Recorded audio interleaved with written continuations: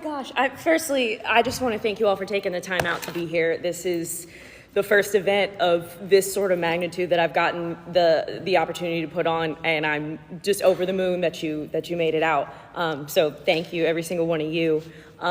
This is going to be a bit heavy and emotional, as you can kind of, I'm sure, already understand. But yeah, it's mostly what I talk about on my TikTok. It's about my research. It's about my personal life, what got me to this point, and how I've been archiving this storm, because it is truly the most important thing to me is preserving people's stories. And I'm just honored to be able to be here and do that. So if it's all right, I would like to take a seat here and give you some readings. I have been working on these pieces over the course of 3 years. Some of them are brand new. Some of them are the culmination of research that I've been putting on for quite some time. So yeah, I'm just going to take a seat, and I want to thank each and every one of you again. Thank you for being here. Thank you for putting your heart out to me, and thank you. Yeah.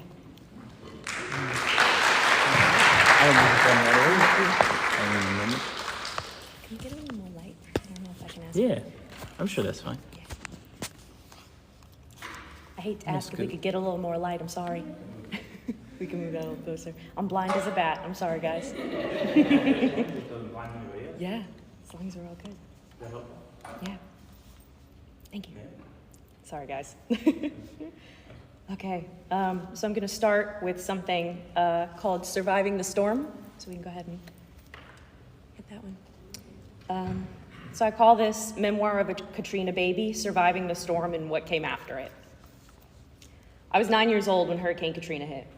I grew up on the north shore of New Orleans, just across Lake Pontchartrain. The Causeway, the 24-mile-long bridge that connects my hometown to New Orleans, is the longest continuous bridge over water in the world. It's 2 lanes on either side, long and narrow with short railings. It's frightening when you're first learning how to drive, but once you've made the commute enough times, the rhythmic hum of your tires over the bumps of the bridge lulls you into a sense of security. It's not a false one, not if you pay attention.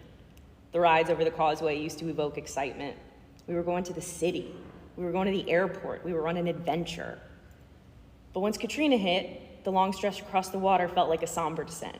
Where there were once homes, houseboats floating in the bayou since my mother was that age, the land was leveled. It was a land submerged, swept away, forsaken. The colorful, soulful world I grew up in became drained, abandoned, dark, post-apocalyptic. It looked like nobody had lived there for decades. It hadn't yet been a week. Most of my memories from that time are repressed. I can't recall them if I tried. One of the few I can remember, I remember painfully. I was 9 years old. My brother was 5. I was home with my mother and my aunt while my father and my uncle went out to go get gas for the generator. Cell signal was non-existent. It was 2005. The generator was about to go out, and all we had was a small battery-powered TV. I remember watching my mother sit by the door for hours. Even as a child, I knew things weren't right, that this was bigger than us. "Go watch your brother," was all she'd say. "Go watch him." I sat beside him, and he asked why Mommy was upset. "She's okay," I said. "She's just waiting for Dad." I felt like crying, but I couldn't make the tears come out. So instead, I said, "Let's watch a movie." I don't remember what it was. My dad and uncle were gone for 24 hours. They had to drive to Mississippi to find a gas station that was open. The bubble of fear overtaking the house had burst. The night before, I heard my mom tell my aunt she worried he was dead. We'd been staying with my uncle when the worst part of the storm had passed, and we went home. And I always say we were lucky with Katrina because only part of our roof blew off, and only a few trees fell in our yard. Being that we were north of the lake, the flooding came from the torrential rainfall and stagnant groundwater, not the breaking of the levees. My grandparents' house along the Amite River, the home I half grew up in, washed away in an instant. FEMA trailers, notoriously too toxic to dispose of legally, were given to those displaced by the storm. My grandparents' was filled with mold and toxic drywall, like many others. Some of my friends were filled with formaldehyde. Louisiana government officials had been warned for nearly a decade that the levees would not withstand a bad storm, nor would the pumps work effectively to push water out of the city. New Orleans is 3 feet below sea level. In the process of embezzling more than $3 billion in Red Cross and FEMA recovery funds, the Louisiana government also refused to deploy the National Guard at the start of the storm because it didn't look good for tourism. The Bush administration watched a major U.S. city drown in a fishbowl with plenty of media coverage and a disgraceful lack of aid.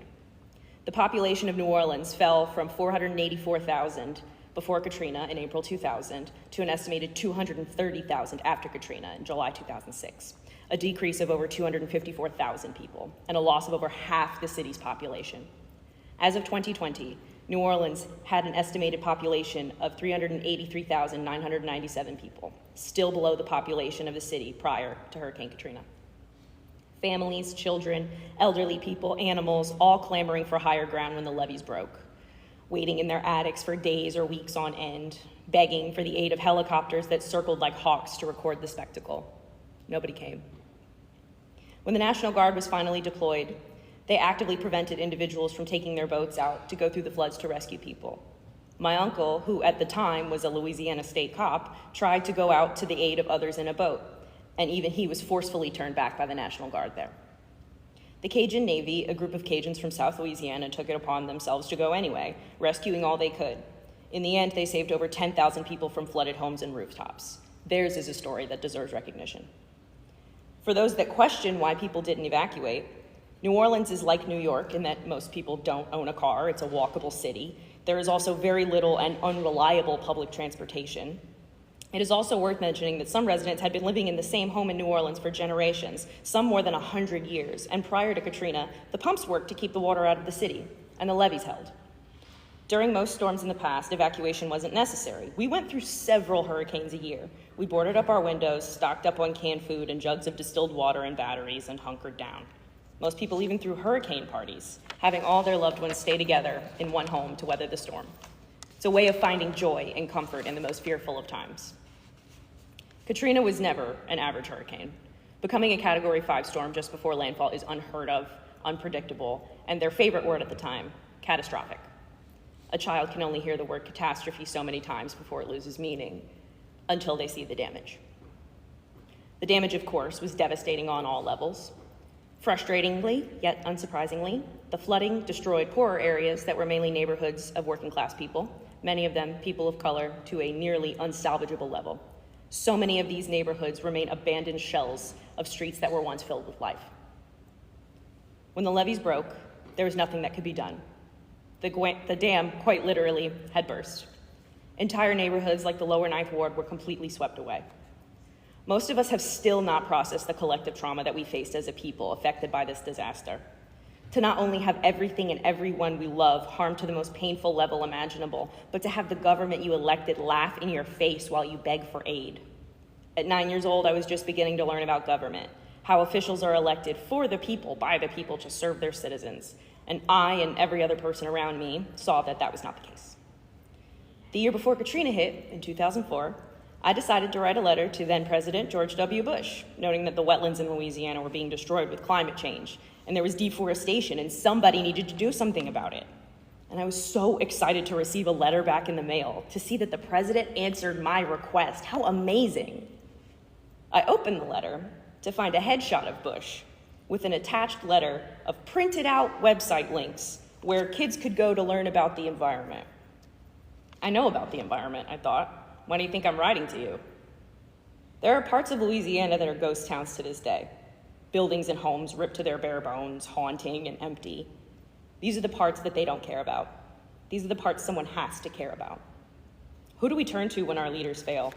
What do we as a people do nearly 20 years later to even begin processing this trauma? It's never gone away. It may never go away, but the memory won't be destroyed. Not when a whole generation of Katrina babies now have a voice, a rage that is being expressed that has been bottled up since some of us took our first steps. Step one is release, letting our experiences out into the ether and hoping our tears are not in vain. We won't let them be. Not again.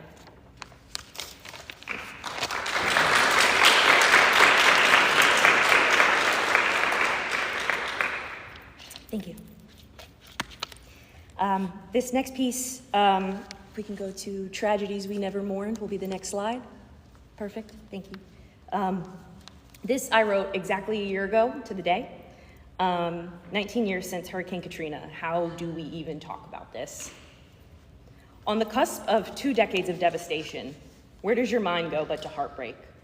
When your best friend's grandmother's house is nothing but a stone slab, where do you seek refuge? When your own grandmother's house, the home you were raised in, got swept away by the storm quicker than you could pray, where the hell do you go? It's been hard for me to articulate my thoughts on Katrina because it's not even the most recent devastating storm I've had to endure. My parents lost their house, my childhood home, in Hurricane Ida, the Category 4 storm that, sickeningly, made landfall on the anniversary of Hurricane Katrina, August 29th, 2021. I was living and working in New York and couldn't fly home because New Orleans Louis Armstrong Airport was being used as a storm shelter. Power was out longer than I can remember, and I couldn't get back in contact with anyone back home for 48 hours. And as far as I knew, everyone I knew and loved was dead. But I couldn't cry. I was working a double that day, and I had to pick up extra shifts because my emergency wisdom tooth surgery cost me $3,000 out of pocket. And mid-happy hour, I looked up at the TV and saw Jim Cantori from the Weather Channel standing on my parents' block. At 9 years old, I had never felt such fear in my life. And in this moment, at 26, I had to swallow back the same fear that had been locked away in my head since 2005. When Katrina hit, the terror was palpable from every grown-up in the room. My mother was shaking in 105-degree heat. My father was missing for 24 hours with no cell signal. There were no working cell towers because everything was underwater and every single thing was destroyed. All power was out, all bets were off. Martial law was instituted. The word catastrophic was also thrown around on the radio quite a bit. My mother went nonverbal for a while. I was scared. Our dog was tied up under the carport outside my aunt's house in Baton Rouge, a luxury few were afforded. I begged to let her come inside. I wanted to sleep out there with her. She was safe. We were all safe. But the radio said at any minute the water could rush in and we would be trapped and we would all die. Everyone I knew and loved could die, and there was nothing we could do about it. And we were the luckiest of the lucky. Some people were trapped in their attics or on their roofs for days or weeks while helicopters circled overhead. They carved signs out of plywood from the fabric of their homes, begging, please help me, just to become a spectacle on the national news. Some people experienced horrors in the Superdome that make me scream when I imagine them.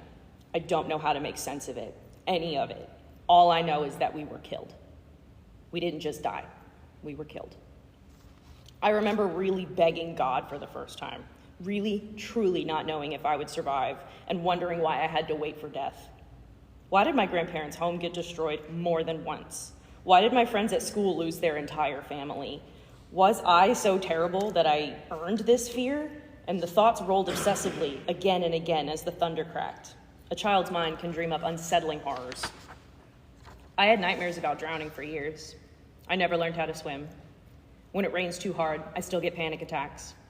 And to this day, approaching 2 decades of surviving on our own, nothing has been done to right these wrongs. So I ask you sincerely, as a Katrina survivor, where do we go from here? Thank you.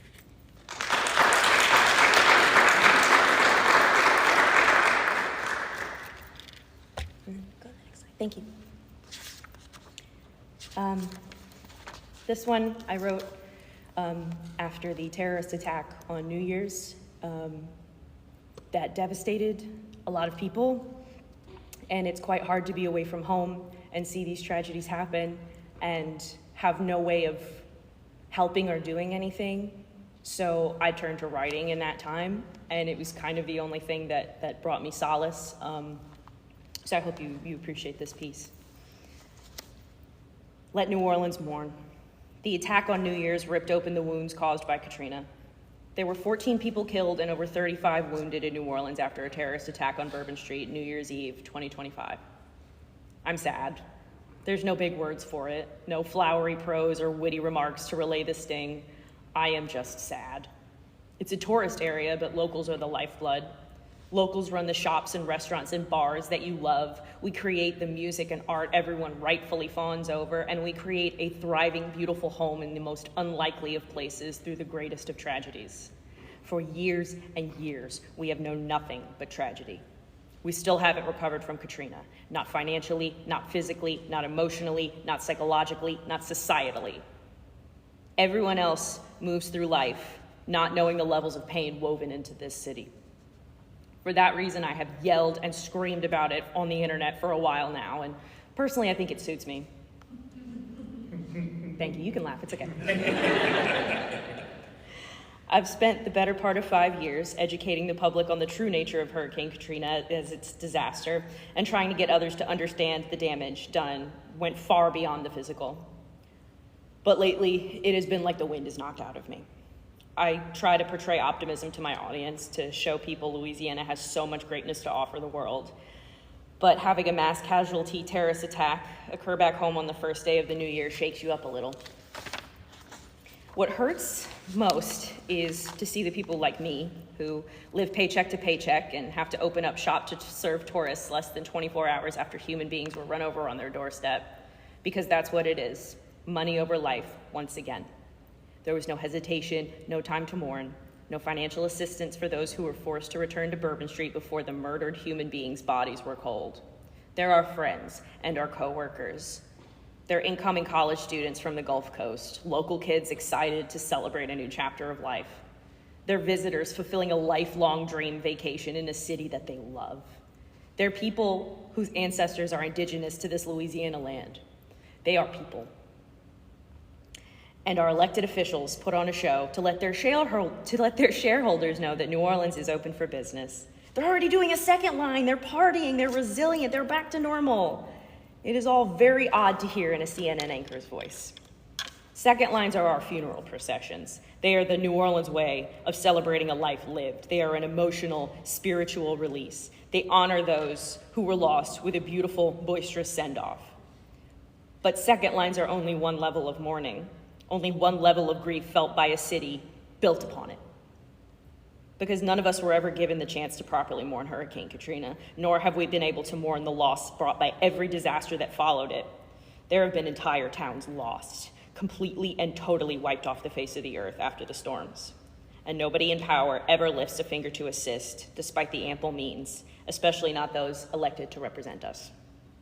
We have never received adequate funding or assistance to help rebuild our houses and lives on the demolished stone slabs we once called home. After Hurricane Katrina, the water at my grandparents' house was undrinkable for years. There was an E. coli outbreak in the area's wells caused by runoff from dead bodies rotting in the water after the storm. There was nothing to be done. There was nobody to help. We relied on community to protect each other. The world had ended as far as we were concerned, and no one seemed to care. New Orleans feels like that now more than ever, and I think it's because this attack ripped open age-old wounds that were never allowed to heal. Our people are our lifeblood. Our people are tethered to the spirit of the city. It could never be what it is without our soul. But God, we're sad.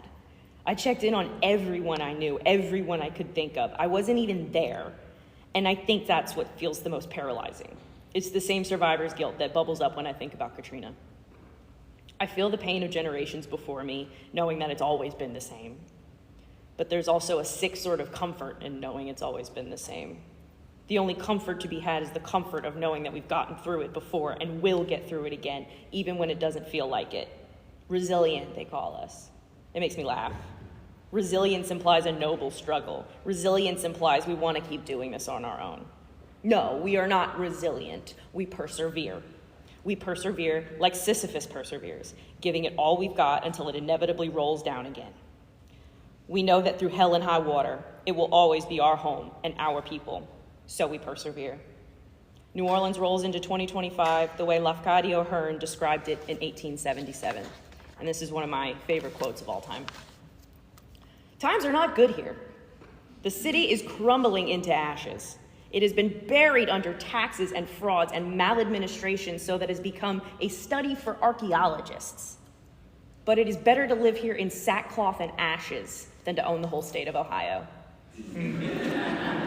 No offense to my Ohio viewers out there. You're lovely. You guys doing okay? I'm quite thirsty, so. Yeah, we're still perfect. This one, loss, longing, and continued disaster. I wrote this more than a year ago, and I'm still devastated by it. And I hope you'll listen. I watch tent cities being bombed, and it feels like the FEMA trailers 1,000 times over again. Murder under the guise of rescue and humanitarian aid, forcing those who are giving humanitarian aid away, killing them. We watched this happen on American soil. We watched children being forced away from their families. We were called refugees in our own homeland, just like the Palestinians are called refugees in their ancestral home. I watched people die on my phone, like I watched people die on a black and white battery-powered TV at 9 years old in the Superdome. Katrina knocked out all the power, all the certainty. We had a tiny screen that showed me everyone who was supposed to protect us was desperate to eliminate us. No clean water, no first aid, no food, no shelter, disease and starvation and murder rampant. Hospitals and nursing homes littered with dead bodies, standing on our roofs, desperately trying to tread water higher than our houses, carving signs from plywood, begging for help. Helicopters overhead, news cameras savoring every moment of our fear, laughter in our faces, nowhere to go. They want us to believe we deserved it when we didn't. We were unprotected. When we were lied to, stolen from, and murdered. We watched it again, paid for with our tax dollars. Some of our towns do not exist anymore. FEMA trailers are still filled with asbestos and formaldehyde, and people still live in them because they have no choice. You see them bomb a tent city. You watch mothers cry. You remember the way your own mother cried in fear. Evacuate, they tell us again. Whether we stay or go, we will never be protected. A crack of thunder will strike me stock still to this day. The backfiring of a car makes my gut sink with fear. It has never gone away. It may never go away. But I will be damned before I stay silent watching the worst parts of my childhood play out halfway across the world. You give us nothing, but we will take back what is ours. We always will.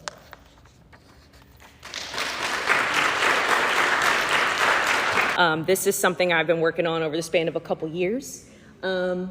And it is a way that I sourced and digitally archived thousands of individual resources about Hurricane Katrina. So I call it the Katrina database. It's a freely accessible spreadsheet with scholarly articles, government records, environmental statistics, documentaries, books, photographs, and videos I created to help others understand the impact of Hurricane Katrina. And it will be preserved through my grassroots organization, the Accessible Archivist Coalition, and our database, I can announce, will be live this September at www.theaac.org. So we're very grateful for that. Thank you. Thank you. I've spent time collecting records from the National Archives catalog, and I have been including ones from the National Weather Service, the American Weather Association, U.S. Census Bureau, Louisiana Department of Health, Human Trafficking Institute, White House Archives, and more reliable sources. In the database, there are over 40,000 individual records that can be viewed, downloaded, and studied. And I also included an article that I wrote that gives an in-depth breakdown of how to use the National Archives catalog to look up these records for yourself. Within the database, resources are sorted by subject, source, title, abstract if available, date, format, and it has links included. Topics vary from environmental devastation and economic destruction to human tolls and psychological impacts. Also linked are PBS public documentaries, free to watch in full. Some subjects listed include catalogs, which are repositories with multiple resources held within, reports, typically news coverage, statistics from various educational institutions, and research from academic journals and scientific findings. This project was created to aid others, particularly those with no connection to Hurricane Katrina and its aftermath, in understanding just how devastating Katrina and its sister storm, Hurricane Rita, were to South Louisiana and the Gulf Coast as a whole. Preserving our struggle. Guerrilla archiving, Katrina edition. I am preserving information faster than they can remove it. So this was earlier this year when the administration started doing a massive purge of governmental websites. And I noticed that when I went back to the White House archives, all records of Hurricane Katrina were not accessible. So I took that personally and I decided to go digging. And for the past few weeks, well, now it's been a year, more than a year and a half at this point, I've been collecting and archiving documents related to Hurricane Katrina from all sorts of government websites. And then I spent about 3 weeks marathon archiving. All these files are free and publicly accessible. I quite literally Googled them, but I took the liberty of compiling them into collections to be easily downloaded as a zip file to be used for research. And the PDFs are also keyword searchable. I'll give you a small sampling of the categories I've been researching and preserving. Louisiana Department of Education, Louisiana Supreme Court, Hurricane Katrina legal proceedings, National Library of Medicine reports on Hurricane Katrina, Louisiana immigration, Louisiana prisons and detention facilities, corruption during and post-Katrina, Katrina records removed from whitehouse.gov, disaster prep for libraries, archives, and museums, the Government Accountability Office, over 100 reports of Katrina fraud, New York Times 2005 published Katrina documents, and government waste, fraud, and abuse of Hurricane Katrina funds, over 100 reports. This project is a big undertaking, but this is only the beginning, so many more updates to come. Preservation is personal. Preservation truly is something that matters. And it matters to every individual person. So I'm going to ask for audience participation in a moment. If you're able to stand when I ask, I'd love for you to stand. If you prefer to raise your hand and you're not able to stand, raise your hand. But I want to have you guys understand that your story is what I'm preserving. You. All of your stories. So this is the Katrina archives. What really happened to survivors of Hurricane Katrina. On March 26, 2024, I created a survey for survivors of Hurricane Katrina and its lasting aftermath. I included a short answer and long answer portion for the individuals to tell their stories in whatever length or format they wished, along with yes or no questions to allow myself to collect quantitative data. All questions answered will be automatically uploaded to a spreadsheet document time-stamped with voluntarily given information, name or alias or anonymous, age, general geographic location during the storm, etc. But the thesis of this project is the following. How did Hurricane Katrina impact you personally? So, this audience participation point, I would like to ask you, stand or raise your hand, but I'll just say stand. Stand if you were ever displaced by Hurricane Katrina.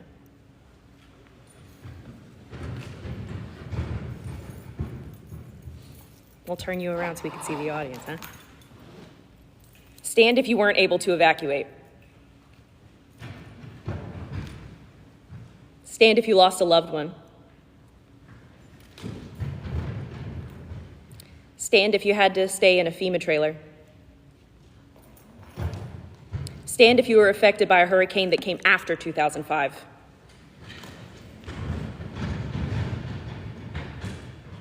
Stand if you feel you never received adequate help to rebuild. Stand if you still feel the pain that these storms have caused. Yeah. You may be seated. Thank you. Thank you. This is why I do what I do. This is the reason. I collect this information because when you research Hurricane Katrina, it is CNN articles saying, 3 guys stole a TV. Isn't that crazy? Can we be real for 5 seconds? I'm gonna break character for a second here. Everybody get real, okay? We are people who needed to survive, and they mocked us to no end. Your stories are going to be preserved with sincerity because I know what it's like. And I'm sorry that each of you had to deal with those things. And I appreciate you and your vulnerability, and I thank you. Thank you. Give it up for yourselves.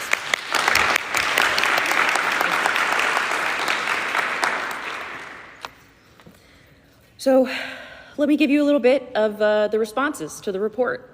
What data was I gathering? The main question asked during this survey were selected to gather a large range of information about both the quality of life in South Louisiana and the Gulf South at large today, 20 years after Hurricane Katrina, and to document the devastating effects of the storm's aftermath exacerbated by government neglect. So some of the questions I asked were you displaced from Hurricane Katrina? If yes, did you leave the state you lived in? As a survivor of Hurricane Katrina, do you feel you received adequate aid and assistance from FEMA and the U.S. government to help you rebuild? Did your loved one receive a FEMA trailer? If so, did this FEMA trailer have toxic components? Did Katrina change the way that you prepped for hurricanes and natural disasters today? And with 3 final open-ended questions to allow survivors to dictate what they deem most important in their own words. What is the strongest memory you have from your experience during Hurricane Katrina and its aftermath? What is one event that happened to you during Hurricane Katrina that you feel should be preserved as history? And write anything else you'd like to share about Hurricane Katrina and its aftermath and how it affected you. Now, I've selected some responses from the final 3 questions that survivors anonymously shared with me, and their stories have been archived and preserved by the Accessible Archivist Coalition. So I'd like to sit to read these, if that's okay. I want to grab this one.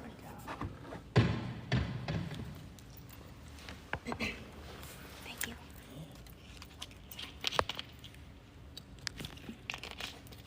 Okay. First question. What is the strongest memory you have from your experience during Katrina and its aftermath? My first memory of my entire life, the windows broke and the water came in, and my mom was holding my hand so I wouldn't get scared. We were on my brother's top bunk, and my dad was trying to get the door open to get out of the house, and he was crying. When we got out there, people were floating in the water, and Mom told me not to look. We went over to our neighbor's house that had not been hit too bad at this point. Then the storm hit again, and there was a fire, and we had to get out. My brother was holding me at this point because my mom didn't want to leave. She was too afraid and very sick. Another person says, I remember seeing the destruction on TV and my great-grandmother dying from the stress. Returning to school in FEMA trailers before we had power. Watching the news, seeing or waiting to see which neighborhoods were still underwater. Repeatedly being told it was not safe to check on our home yet. Having to have some sort of special privileges to be able to go home and empty our fridge. Seeing the tallies on the houses once we did get back. I specifically remember fleeing Louisiana with everything we owned, stuck in traffic to get onto the interstate, looking back out the window and seeing black skies as Rita approached. I remember waking up the morning of August 29th and seeing all of my elder relatives staring at the TV in shock and crying. I saw most of the city underwater and saw some people on rooftops begging for help, or people who unfortunately passed away were floating in the water. Excuse me. And another one that says, my strongest memory in the days after the hurricane subsided, my mother and I went into town by ourselves. My father did not want us to, but he was unable to leave his work because at the time he was contracted to fix gas pumps. So he was traveling all over doing damage control. So me and my mom went into town. There were so many people, frantic, eyes wide with fear. Hammond was still relatively small then, and though you didn't know everyone, you recognized most people. We went into Winn-Dixie, and I could feel the anxiety radiating off my mother. The store was jam-packed. People were hurrying around to find anything at all. It was my first feeling of true helplessness. I couldn't do anything, and I remember I had only taken a few steps away from my mother at one point to look at something when she turned around and saw I was away from her side, and she grabbed me by the arm so hard I was startled. The fear she had in her eyes because of everything was something fierce. My mom was a gentle parent, so to see her and feel her get on me like that because of everything that was going on and happened in the weeks prior from the storm was eye-opening. These are quite heavy, so please forgive me if I get emotional during these. The motel we stayed in lost power, and so my family had the soffit ripped in the breezeway, so we had to sleep with our hotel door room open and fiberglass insulation everywhere. We had our dog, an English Mastiff, in the hotel with us, and she slept in the doorway and growled at anyone walking past. We were at that hotel for 3 days before my family, me, 2 sisters, mom, dad, grandpa, grandma, large dog, and cat, made a road trip up to Minnesota to live with my aunt, uncle, and youngest cousin. My Barbie suitcase had my non-school uniform clothes and as many of the dolls I could fit in without my mom getting mad. I still struggle to talk about these memories. I remember feeling helpless mostly. And the next question I asked is, what is one event that happened during Hurricane Katrina that you feel deserves to be preserved as history? When they rescued us and there were bodies floating in the water, I have had nightmares about it my entire life. My mother was admitted to the hospital with stomach problems when they gave her the evacuation order. The doctors discharged her as her condition wasn't deemed super serious in comparison to the people on respirators or life support, so they gave her pain meds and sent her home to evacuate. This hospital is the hospital that flooded and lost power, resulting in the deaths of several patients. I was 9 at the time, so I may not have the name right, but I'm fairly confident it was Toro.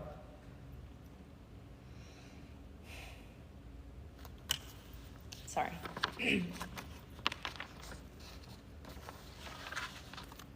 Our dog, Buddy, a black Cocker Spaniel Chihuahua mix that had been staying in our grandparents', couldn't fit in the car, so we had to make the incredibly difficult decision to leave him behind. We put as much food as we could in different bowls and put them in the bathroom on the edge of the sink so that he could reach them if the water came to the bathroom. We put lots of water on the sink too. He was a very smart boy and knew to do his business in the tub. All of the footage of the aftermath of the storm came on the news, and we were sad and depressed knowing that our dog might not have survived. My father and grandfather returned to my grandparents' house in Slidell to see how much damage the house sustained and found out their house hadn't sustained much flooding, despite the rest of the neighborhood getting more flooding. My dad and grandpa walked into the bathroom fully expecting to find our dog dead, but instead heard this scratching noise. They opened the bathroom and Buddy was still physically alive and well. The scratching noise was him barking hoarsely. He lived another 7 years after we moved to Houston and passed away from congenital heart failure in 2012. Anytime he saw us packing up to go to the car, he would run out and wait patiently beside it, letting us know that he would be with us, whether we liked it or not. Excuse me.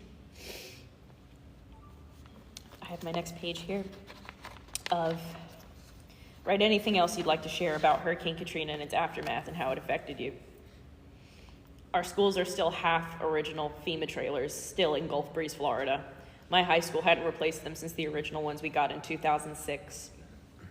I have chronic anxiety from the experiences during and after Katrina around the preparation and response from government agencies.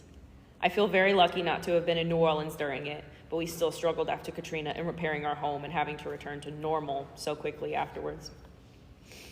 The effects of Katrina can still be seen in Waveland today in abandoned buildings, lots, and half their piers. It took my parents 15 years to sell the lot our house was on. My boyfriend is from the other side of the Mississippi Gulf Coast, closer to Alabama, and his town kind of gives me the creeps because it's completely recovered. I know it's upsetting to a lot of people because Waveland feels forgotten. I was ripped away from pretty much the only home I had ever known just 2 weeks into starting my 5th grade year. I lost contact with family and friends. I was no longer near the family I'd grown up seeing almost every day. My family ended up moving to Houston after Katrina, since our house had loads of mold damage and my asthmatic sister would have been endangered. We couldn't bring anything back to Houston that wasn't a hard surface we could wipe clean. All of our clothes, stuffed animals, furniture, etc. was toxic and unusable. My grandparents and great-grandmother lost countless family pictures spanning decades that can never be replaced. Wedding pictures, pictures of my great-grandparents when they were young and my grandmother were all lost. My great-grandmother's home she'd been living in 76 years the time Katrina happened sustained 6 feet of water, and her house needed to be gutted. The first contractor on the house took her money and left town, which delayed the process of getting her home fixed after the storm. Today, my great-grandmother is now 98 years old, and she still lives in that same house she's been in since she was 4. Upon moving to Houston, I was subject to intense bullying, racism, and classism from other students and adults. I was constantly being picked on because of my New Orleans accent, and people would claim not to understand me or say I talked funny. This resulted in me burying my accent as a form of self-preservation. After Katrina, I still feel so disconnected from New Orleans and my culture and my family.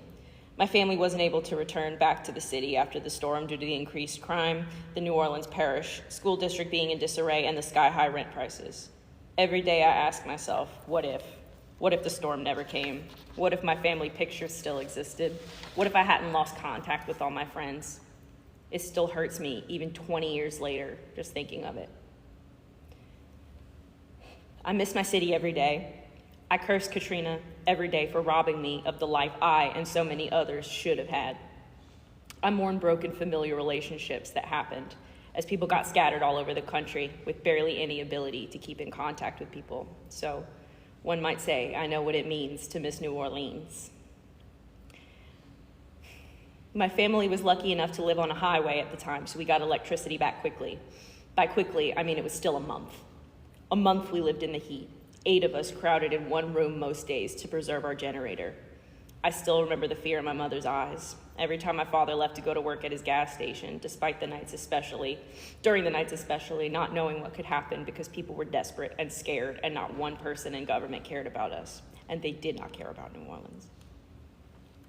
I have been through more hurricanes in New Orleans after Katrina and noticed recently that I am not able to stay in one location for very long. The house that I live in now has been the longest that I've kept still.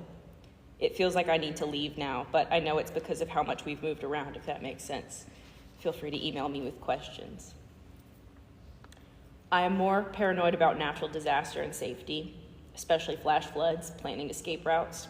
I lost touch with some of my best friends and know people from my family's church that died waiting to move out of their FEMA trailer. The house my family should have been torn down after Katrina and all the damage, but the people who bought the land turned it into a family house on the top level and a bunch of apartments on the street level. I don't think anyone stayed in those apartments for long, if at all, because the street flooded every year and the water would get into street level. We used to drive through our old neighborhood when we would visit New Orleans, but we haven't gone past that house in almost a decade. However, there are good things that come out of this when you tell these stories, when you talk about these things. It's a living archive. This is a beautiful story that I wanted to read to y'all. There was a Katrina victim known as Tanette Waltman Jackson who had been missing for 20 years, who was identified using DNA testing. And after almost 20 years, Tanette is no longer a missing Jane Doe.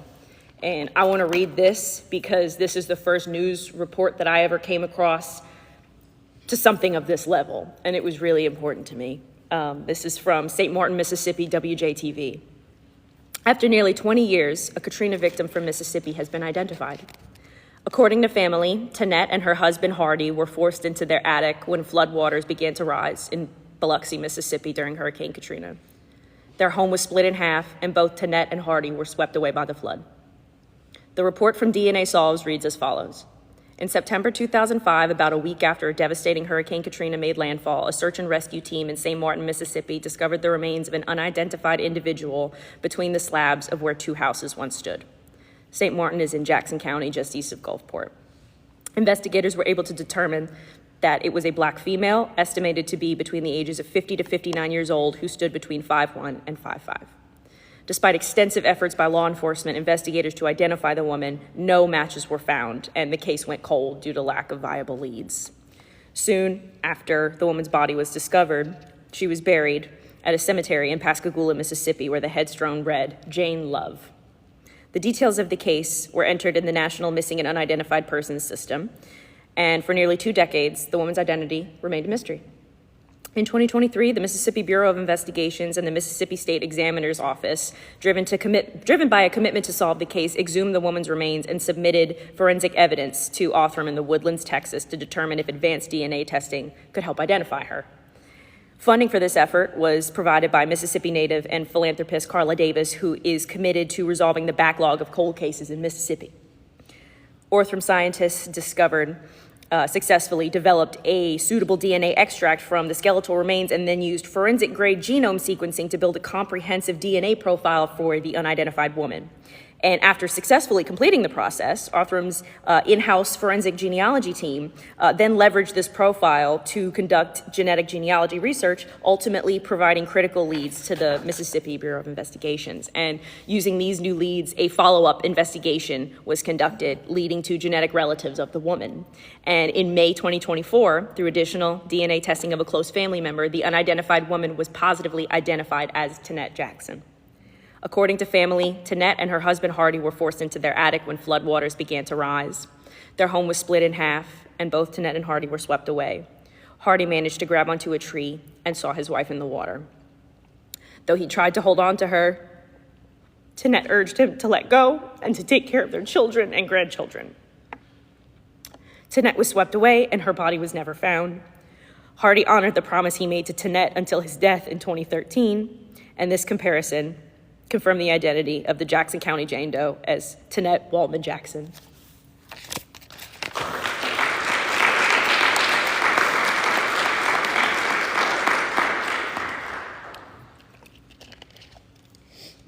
Next slide. Union, justice, confidence. That's our state logo, our state motto, rather, and felt the question marks were necessary. You guys are great.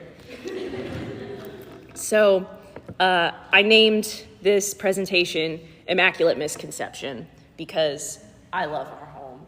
There is a terrible misconception about what Louisiana is, who we are as people, and I just wanted to hit home because Louisiana is my home, and it is my home country within my home country.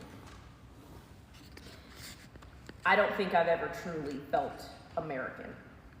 I was born and raised in America, technically, but Louisiana never really felt like America, at least not where I was. We were our very own country, painfully misunderstood by out-of-towners. Drive a state half away, and it's a different world. I didn't have any understanding of America in a patriotic sense in my younger years. I knew Louisiana was where I lived, a land rich in culture and history and ancestry. I knew my home. But I don't remember being told I was American. I lived a land rich in culture and history and ancestry. I knew my home. But I don't remember being told I was American until I was 5. I was in kindergarten when 9/11 happened, barely cognizant, but aware enough to know that everyone was sad.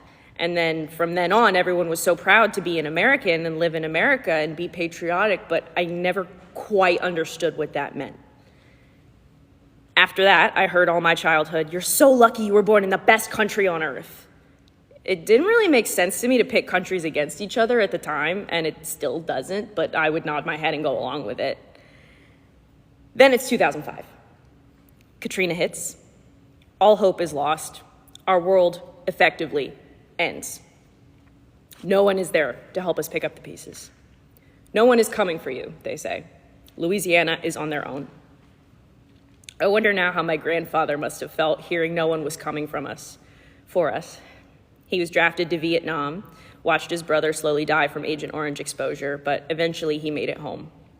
I imagine what he felt like hearing no more choppers were going out of Vietnam. I wonder who he knew that was left behind. I wonder who I knew that got left behind in Katrina. We will not save you. You are refugees.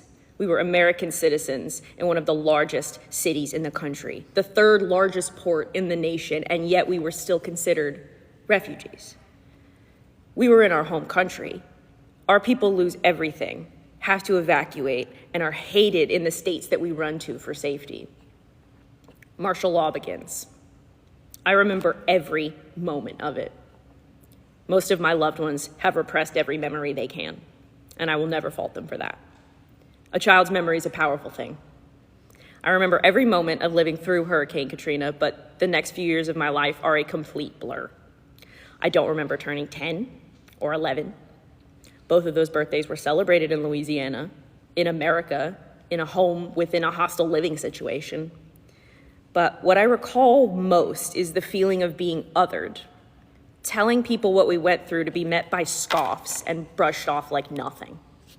I started speaking out about my experience with Katrina in my late 20s, and to my surprise, I had a receptive audience. These were people who cared deeply for those around them in the world, people who knew resilience when they saw it, and people who had also been othered. Now when I use my voice, these people listen. These people whose opinions I respect and whose humanity I admire. I scream myself hoarse after having been muzzled for years, and I find that now, when I yell into the void, there are people inside of it, the very same people that scream to be heard themselves.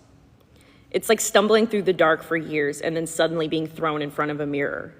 My words are a loss. My words are a reflection of the loss I had to survive.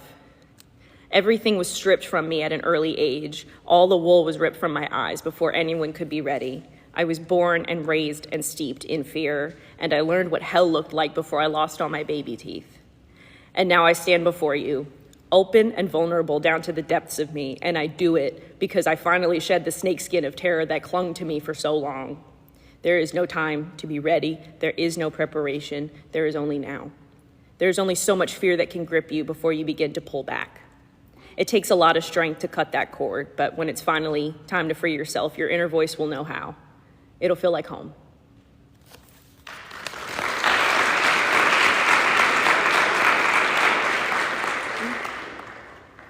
And this is my final piece here. I like to sit and read it for you. Thank you. I wrote this for my grandmother, who is here. Give it up for my mom.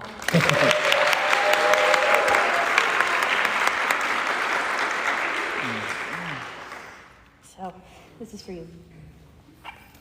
Ode to South Louisiana, the home I carry with me. There's something about a land where the heat sticks to your ribs and the moss hanging from the thick live oak trees resembles the flutter of a girl's hair in the wind.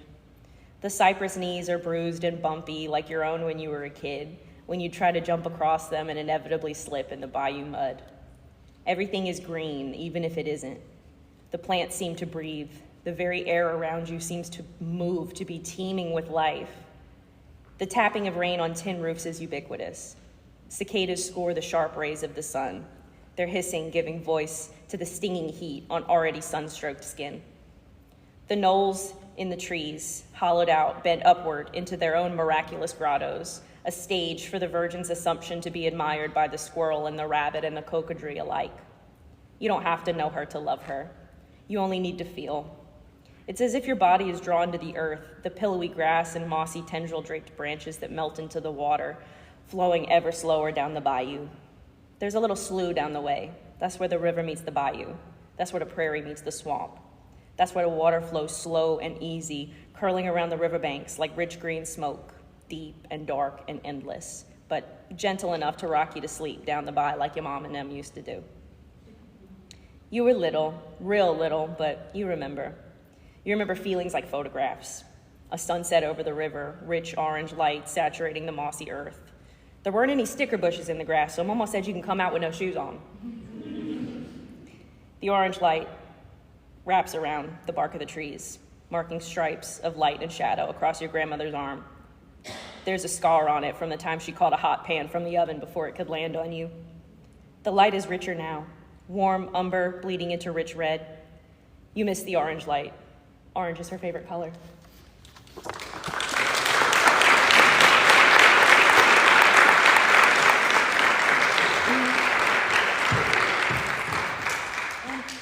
I want to thank you for listening to the vulnerable parts, for listening to the nerdy parts. And it's truly, truly the honor of my life to be here with y'all and on this day. And I thank you.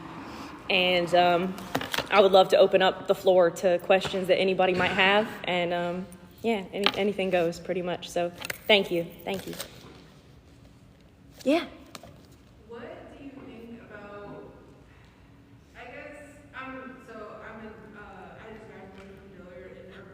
Congrats. Thank you. And I guess I'm just wondering about like what you think of the rebuilding of New Orleans. I think like because when I learned about it, like I saw like these beautiful like colorful houses, and I was like, oh wow, like that's really cool. Mm-hmm. And then my teacher told me, yeah, those are the projects, like specifically these are projects, like the Poet Desire projects. So I guess what do you think of that now? I think that the rebuilding of New Orleans has to be something led by locals. And really and truly, we are the people that are the lifeblood of this city, because a lot of people come from out of state or whatever, and we love to share our culture. But when you are rebuilding on a land that is essentially a burial ground where we never got to bury our loved ones, you need to respect the people that have been here, because we respect our land, and the people who come in oftentimes don't. So I think it has to be an initiative led by people like us, by locals, by, people who don't just want to turn things into Airbnbs, people who want to have family homes and live here and make the city better and rebuild the infrastructure. And funds and people need to be allocated to that, and these people need to be the right people. A lot of struggles with that, but I think it's something that we could do definitely a good job with. But yeah. I guess that also part to that question would be like the East question mark of like, I guess my question is just like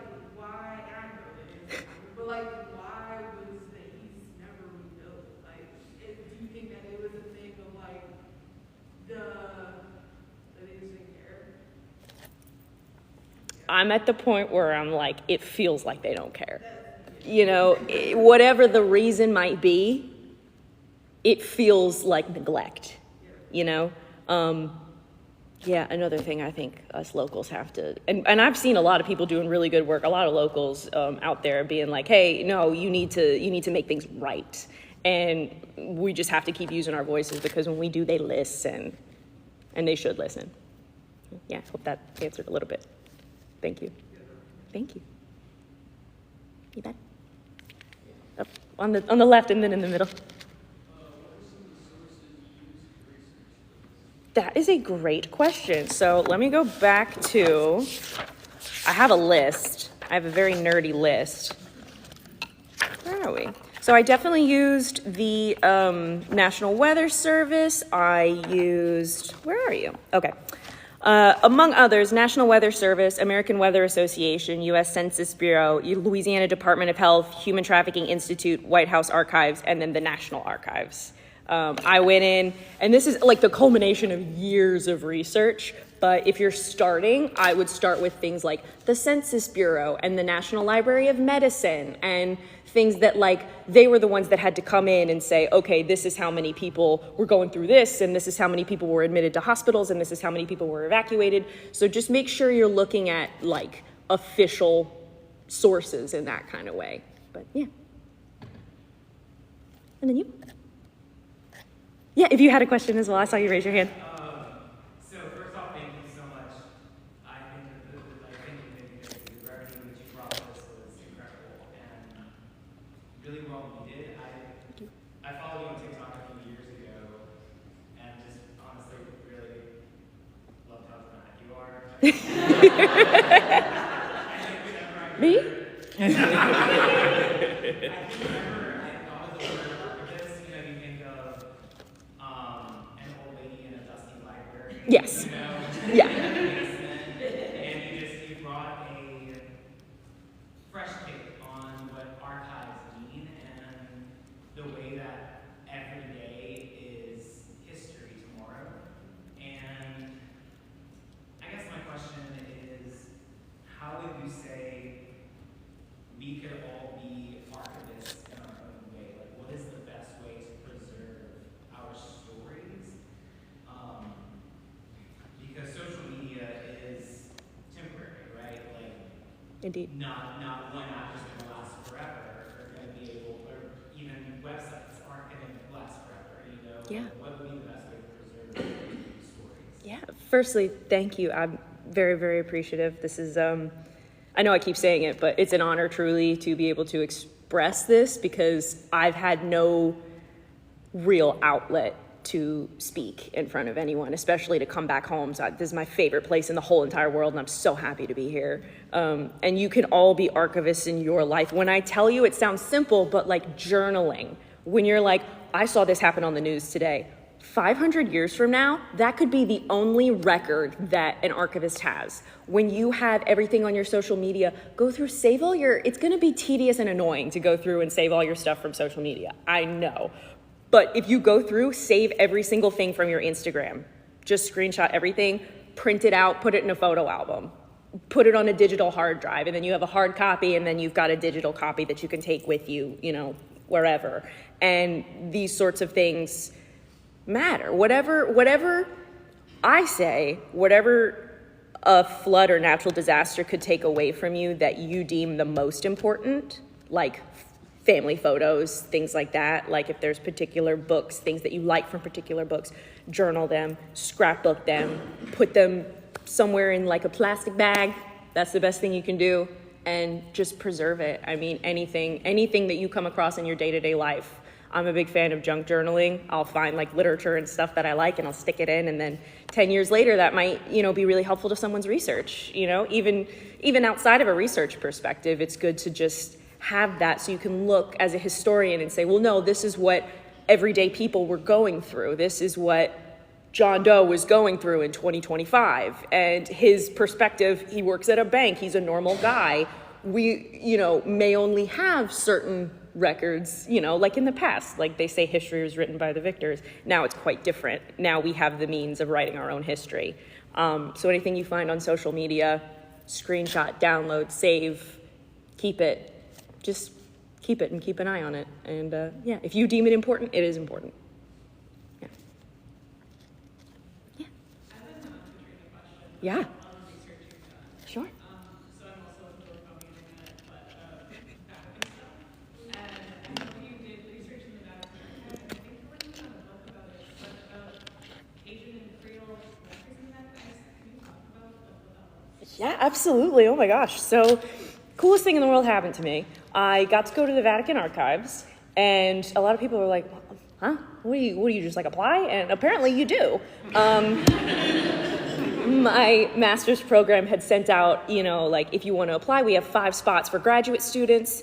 And boy, was I in there. I was like, I wrote, the whole thing. I was like, Catholic records are the entirety of the Cajun and Creoles, blah, blah, blah, blah, blah. And, I wrote this whole thing, and they were like, fine, geez, come on. We'll let you come out here. But I got to go. It was a wonderful experience. I went with maybe like 12 other people who were international and from all over the country. And we got to go in and just present the research that we've been working on. And man, it was such a serendipitous trip because the first thing, they said, does anybody want to go first and talk about their research? And I'm extroverted and most archivists are not. So I went, ooh, and then everybody else was silent. And I said, oh God, all right, now I got to do that. But I went up there, I introduced myself. I said, I'm looking for records of Cajuns and Creoles from particularly missionaries when they went and visited them in South Louisiana and also in Canada before they were expelled. Because everything that missionaries did legally through the Pope had to be written out and sent back to the Vatican as reports. So there's these incredibly detailed reports of everything.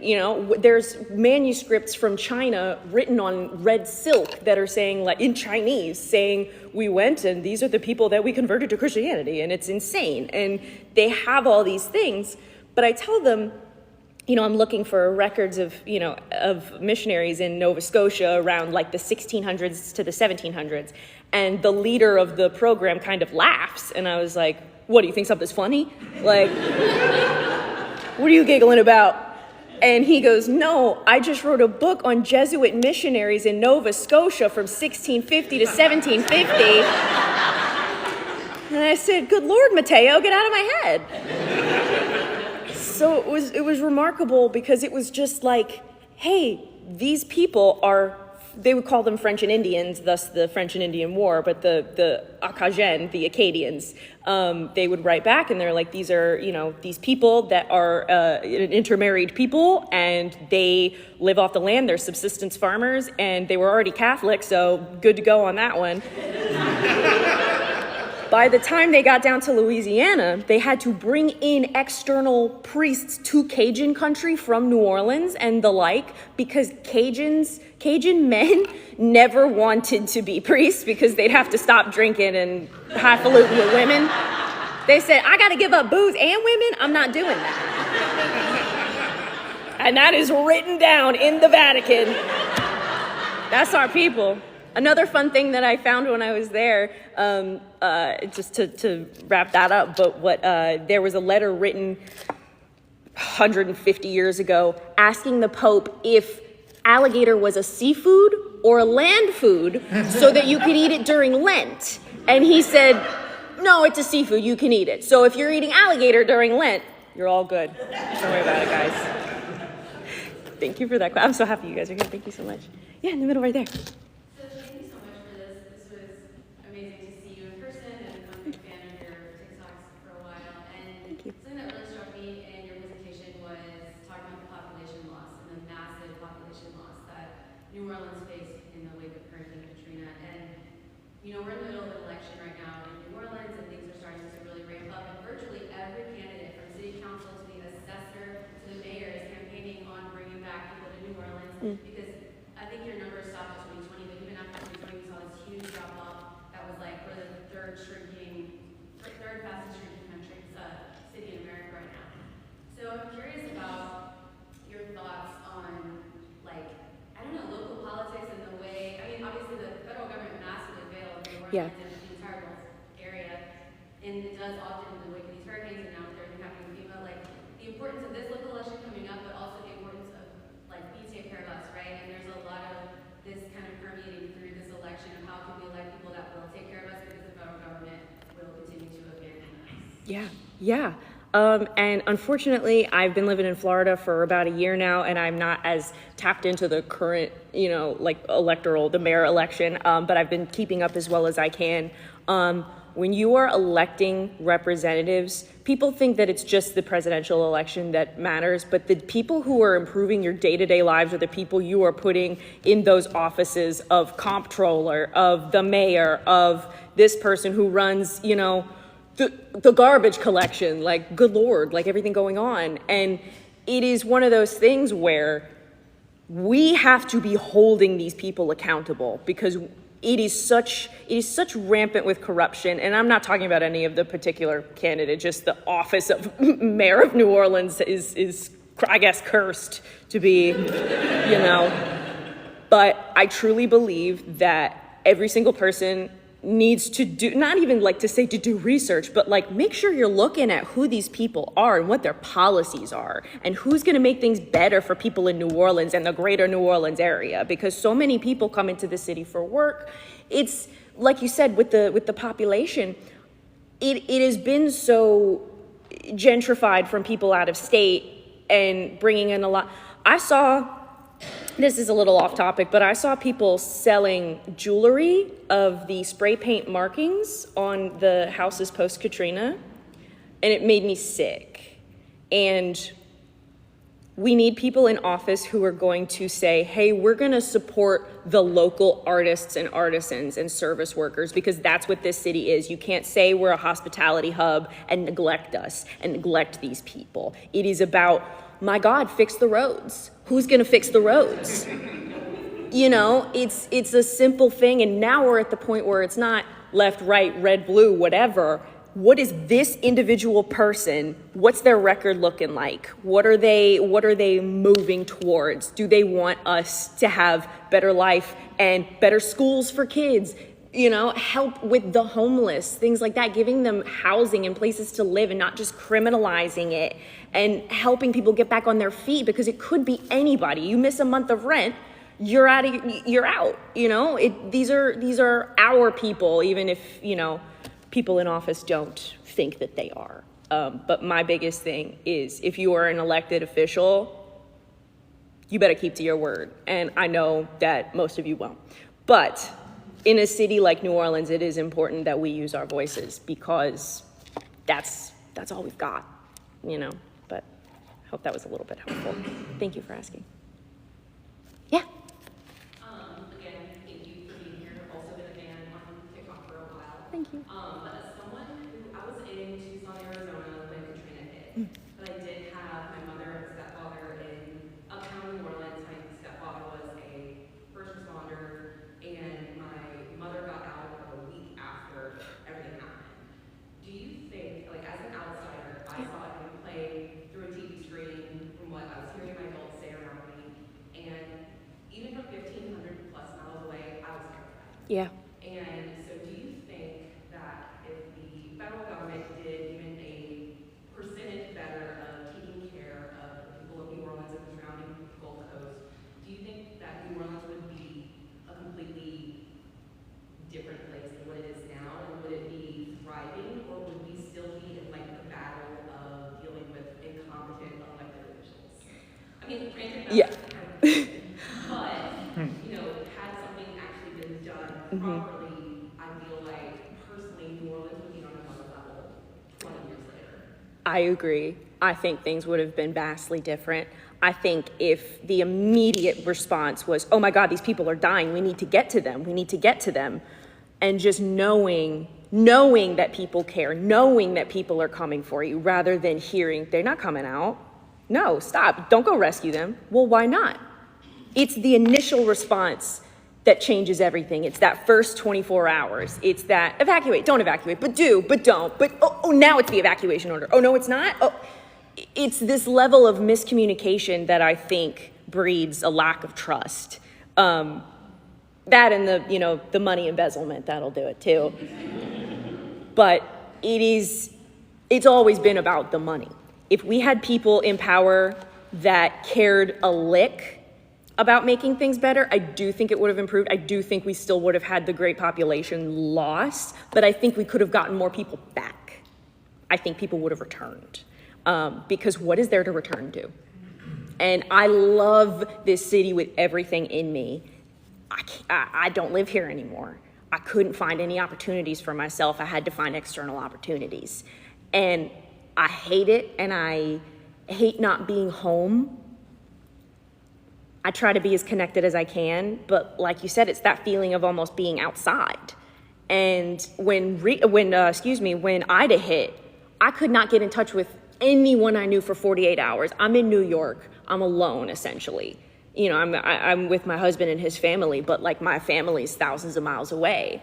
And even if I wanted to drive, it would have been 30 hours with no traffic. If I wanted to fly, I couldn't because the airport was a shelter. So I think also shaping the outsider's perception, because, you know, mainstream media did a number on what people think about Katrina. To this day, because that big documentary that had come out, and I had people tagging me in things, and I apologize if you tag me in something and I didn't get back to you. Sometimes when there's more than 2 notifications on my phone, I have to turn it off because I get nervous. But I see all these people, you know, kids like 17, and they're like, oh my God, I wasn't born for Katrina. I didn't know any of this happened to y'all. I'm irate. I'm angry. People are angry. People didn't know. And I think if people knew, I said all the time, if we had cell phones, it probably would have been a little different. There's always going to be people who don't care and are cruel. But the vast majority of people out there would have said, my God.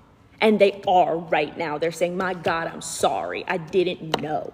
I've had people in their 50s and 60s message me and say, I'm sorry for the person that I was when Katrina hit and how I talked about y'all. And I was wrong.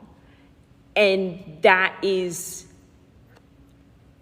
I get choked up, but like, that's what you do it for. That's what you pray for, essentially. You hope for understanding, and that's what I try to do. I try to make things as accessible as possible, even if you weren't there. This is what it means to us, and I'm sure you can have something that, you know, feels similar. It's not a foreign feeling. Everybody, you know, feels this way, but yeah, I think it's, yeah. Hey, Dad, you got a question? Actually, go ahead over here first. We've been waiting for a little while. Oh, hi. Hello. 2 things. One, apparently capybara are also, according to the Vatican, fish. Hold on, I'm writing that down. Are fish - Pope. Thank you for the research. And then 2, where do you, as it stands right now, where do you see the research going in the future? Do you have anything that you really want to look into or expand research into? Thank you for asking that. That's a great question. Yeah, I do plan on writing a book. I'm in the process of writing a book that will be half memoir, half research and statistics, so that way you get essentially kind of what it was to today. This is just a little taste of it. So I plan on doing that. I'd love to pursue what I really would love. Right now I work as a librarian at a medical college, and so I want to do research on the psychological and physical aftermath of Katrina, on Katrina survivors, because there's not a lot of literature about it. And I think that would be really great. And I'm also planning on writing a book about my time at the Vatican, not only a memoir, but also like all factual reporting for like from the year 1000 AD until they stopped me. So, but, from the year 1000 AD until they stopped me. So, but, I had to.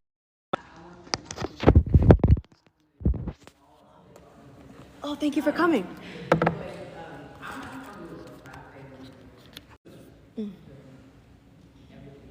Mm-hmm. Other loved ones that we lost shortly after. And they came to us because we were 3 hours away. And then 6 weeks later, the same thing happened to us, right? And 5 years ago, we had a category 5 come through. And then 4 weeks after that, we had another one come through. And so when you start talking about archiving and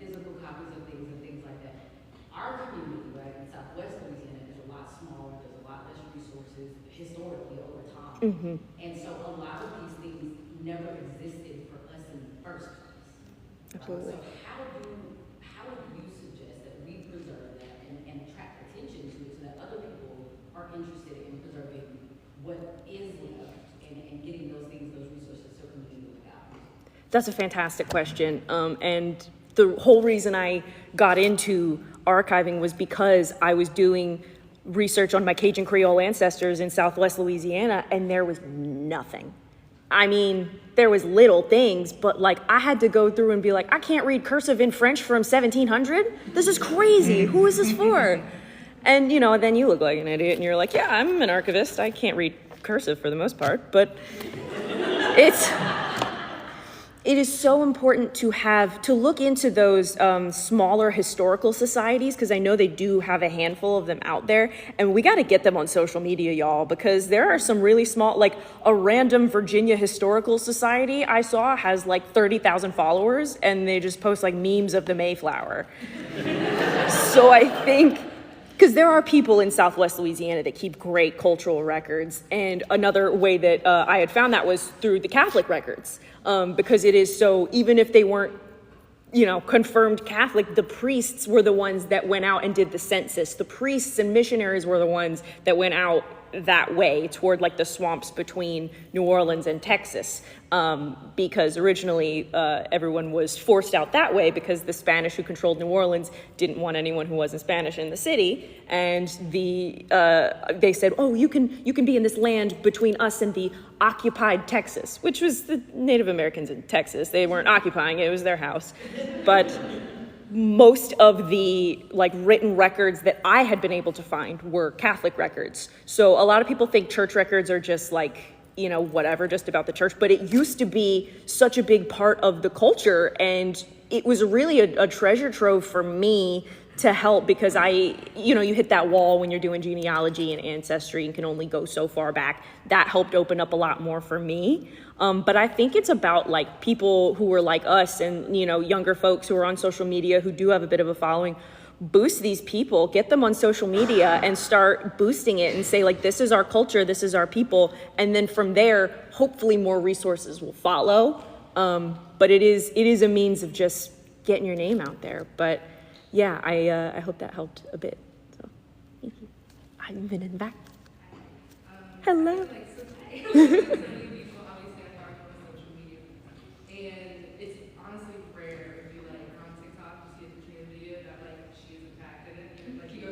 Yeah. As someone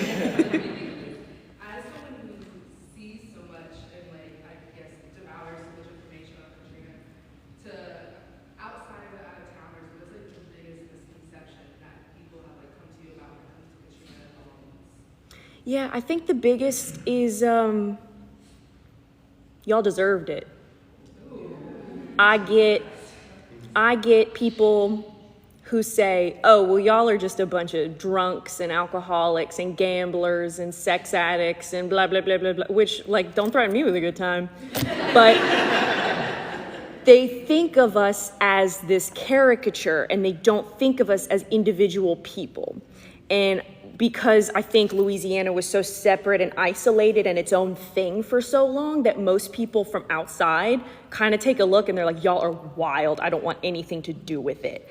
And part of that reason is because we never had the puritanical colonial influence. The French and Spanish colonial influence were quite different. And it was Catholic rather than Protestant. So this, we have the Fat Tuesday before Ash Wednesday, and, all this it's an area of immigrants. New Orleans is a city of immigrants. It was the second biggest port that people came through after Ellis Island when, everything was going on. When the big immigration, waves came through. There are more Sicilian immigrants in South Louisiana than there are in New Jersey. We got Sicilians out here? We got paisanos? Yeah! My paisans. But it's fascinating because you tell people that and they're like, I didn't know y'all had all that going on, a lot of people don't know how culturally unique and blended we are, and they think of us as a monolith, and they say, well, Bourbon Street, you're all alcoholics. And I'm like, well, we ain't going to Bourbon Street. But it's hard. It was harder in the beginning to let that roll off my back, but now I do the education. If you don't, it's hard. It was harder in the beginning to let that roll off my back, but now I do the education. If you don't want to,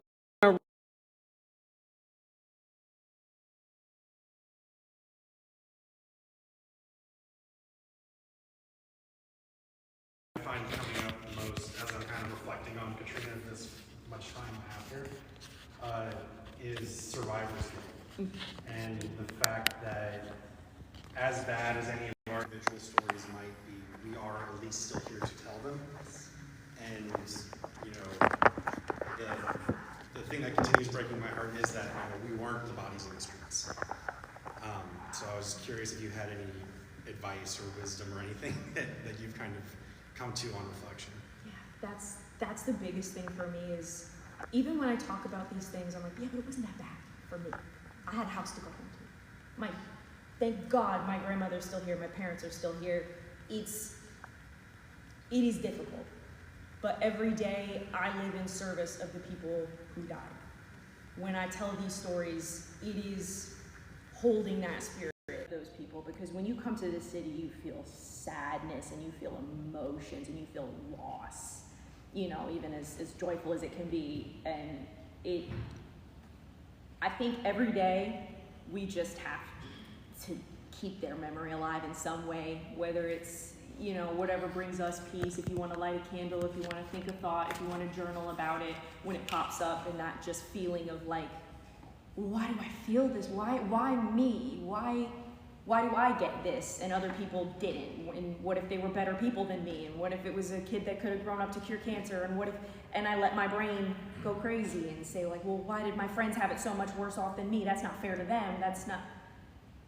But you can't let yourself spiral. You just have to do one thing in service of them, whether it's write on a Post-it note, you know, thinking of you, and just kind of offer that memory up. That brings me a bit of peace. So hopefully that. Talking about both the very serious aspect of, you know, the trauma that it is to experience these storms and the aftermath and, you know, all of that, in comparison with the hurricane parties and how people can have a good time. And just growing up, I feel like I've seen a lot of people use that as a coping mechanism. Mm-hmm. Whereas like some people can very clearly see hurricane parties as, you know, a time to, like you said, spend, if this is the last time we're all together. But growing up, most of us, we try to push ourselves as far away from the reality of what that is as possible. And so I was wondering if you, the feedback that you've received through your research, if you've kind of seen trends of people from the Gulf Coast that, you know, go to share their stories, but they seem to be minimizing it, because I do think it's an important, like the reason why we're all here to talk about this and remember this and kind of share our experiences is something that can get lost. And so, yeah, I'm just wondering if you've kind of seen the trend of that, and if that's why that's what you're interested in looking into. Yeah, I mean, even I diminished my own, well, it wasn't that bad. It was bad for all of us, and that's okay. I'm not going to use the word worse, but I wasn't on my roof, and I had my loved ones with me. So I carry that, sorry. But there's a lot of coping mechanisms. There is a statistic that I saw, children who went through Katrina are 2 or 3 times more likely to have a substance abuse issue and an anxiety disorder on top of CPTSD. Every person in this room that went through Katrina has some kind of post-traumatic stress that they have dealt with in one way or another. You know, I was talking to my friend the other day, I was like, we can't believe that we lived through this. This was like, okay, and then we have to go back to school. I remember very briefly going back to 4th grade, and they ripped up all the carpets, and we were sitting on the dirty floor, and there was no heat, and there were no lights, and it smelled like dead bodies. And everyone who talks about Katrina talks about the smell, and you know the smell. And that I try to explain to other people. That I say, when it was months of the only smell in the air being death, why wouldn't I minimize everything else? I don't want to think about that. I don't want to deal with that. I don't want, you know, I can't. People tell me all the time, they're like, I can't believe you are physically able to talk about this. And sometimes I can't believe it either, because it is so heavy. And I do have concern for those of us now that are coming of age, the stuff that we're going to inevitably be left with coping mechanisms, because everything's the same.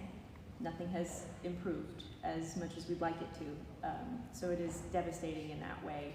But I think now that we've opened valves to talk about it, things are going to get much healthier and much easier to depict. So thank you for asking. Yeah. Hey, so kind of in a similar vein, like everyone said before you, thank you firstly for everything that you do. Your work is incredibly important. How do you find a balance between staying informed, doing your job, being motivated, particularly as an archivist? It seems like every hour we have some new unprecedented event. Personally, for me, events like this are very energizing, following content creators like yourself, but yet it can be very heavy. It's hard to find the balance, and thank you for asking that question. I'm still trying to find it, if I'm quite honest with you, because especially it's hard to find the balance, and thank you for asking that question. I'm still trying to find it, if I'm quite